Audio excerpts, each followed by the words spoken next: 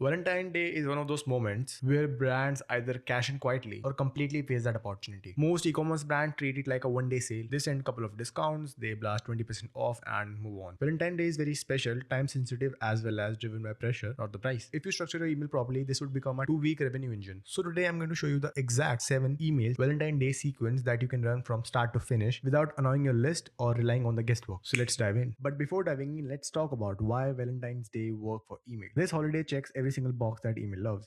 People are buying from someone else, they are worried about making the wrong choice, and deadline matters way more than the discounts. That's why blasting random promos doesn't work here. You need progression, not noise, and here's the exact framework that I'm going to walk you through. Email number one, that could be the warm up. Your first email should not sell anything. Its only job is to prime the list that something is coming because you're letting the subscribers know that something Valentine related is coming soon and they should pay attention. No product, no pricing, and just enough context to get their attention and set the right expectation. This makes every email after this feel very intentional instead of spammy. So think of it like a movie trailer. You're building in anticipation, not closing the sale yet. A great example of that would be this email. Moving on, email number two, it could be the early access email. You need to reward the people who actually engage with your emails and you need to give them a head start of sort. This could be early shopping access or a first look at gift bundles or a limited stock before the public launch. The psychology here is pretty simple. People act faster when they feel selected, and you're not just offering them a discount, you're offering them a sort of status, a VIP status, and this exclusivity will help you convert. Email number three, the public launch. Now you open the doors. This is your main Valentine announcement day. You need to focus on why this product makes a great gift, who is it perfect for, and why waiting could be pretty risky. And make sure that you are focusing on emotion right here. And most brands lead with the price, and if you're a smart brand, you would lead with the outcome. So you need to give them something they'll actually remember for the long term, and that's the message that you have to drive home for them. And this is a great example for that. Email number four, you need to make choosing a gift easy because at this point the hesitation would become an enemy. So instead of showing everything in your catalog, you need to narrow it down to a product. You need to highlight some top performing products, gift ready ideas, and bundle that removes guesswork if you have those. And in this, you are not pushing them to buy, you're guiding them what to buy, because analysis paralysis kills conversion during gifting seasons. So your job is to make the decision feel effortless for them. Email number five, the deadline pressure. This is where the reality kicks in, right? Because shipping cutoffs matter more than offer during the gifting season. As you already know, make sure that there is no vague language and no hidden details. Make the deadline impossible to miss. Make it clear as day. You need to spell it out clearly for them that order by this date to guarantee delivery by Valentine's Day. And this email alone often drives the biggest spike in conversions because procrastinators finally realize that they are out of time. Email number six, the proof of work.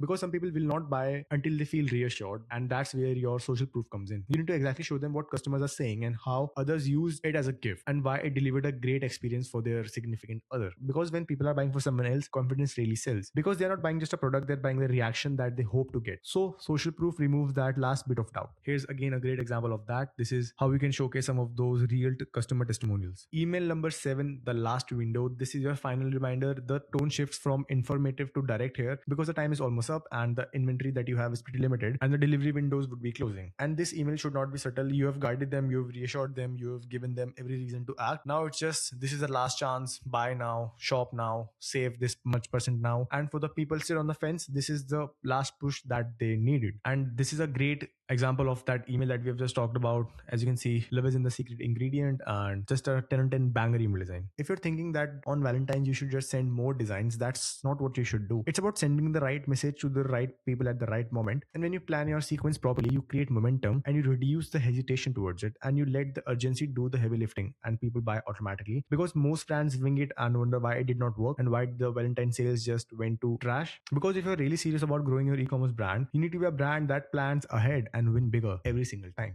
And that was it for this video. If you want more email breakdowns like this, make sure to hit that subscribe button. And if you're running an e-commerce brand yourself and you're very serious about executing campaigns like this without the guesswork, you know where to find me, and I'll see you in the next one.